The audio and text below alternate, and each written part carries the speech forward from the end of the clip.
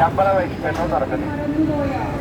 ശമ്പള പരിഷ്കരണത്തിന്റെയും pension പരിഷ്കരണത്തിന്റെയും committee ഇതുവരെ വയ്ക്കാൻ പിണറായിക്ക് നേരം കിട്ടിയില്ല.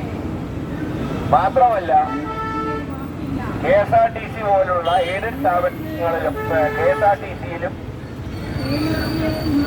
സർക്കാർ എയ്ഡഡ് വിദ്യാലയങ്ങളിലും ശമ്പളം പോലും കിട്ടാത്ത അവസ്ഥയാണ്. ഇന്ത്യയുടെ ചരിത്രത്തിൽ ആദ്യമായിട്ടാണ് ഒരു സംസ്ഥാനത്ത് ചെയ്ത ജോലിക്ക് കൂലി ചോദിച്ചുകൊണ്ട് സമരം നടത്തുന്നത്. 8 മണിക്കൂർ ജോലി, 8 മണിക്കൂർ വിശ്രമം, 8 മണിക്കൂർ വിനോദം എന്നൊക്കെ പറഞ്ഞൊരു പാർട്ടി അവരുടെ പിൻഗാമികൾ ഭരിക്കുന്ന കേരളത്തിലാണ് ചെയ്ത ജോലിക്ക് ശമ്പളം കിട്ടാതെ ഇന്ന് ജീവനക്കാർ നെട്ടോട്ടോടും.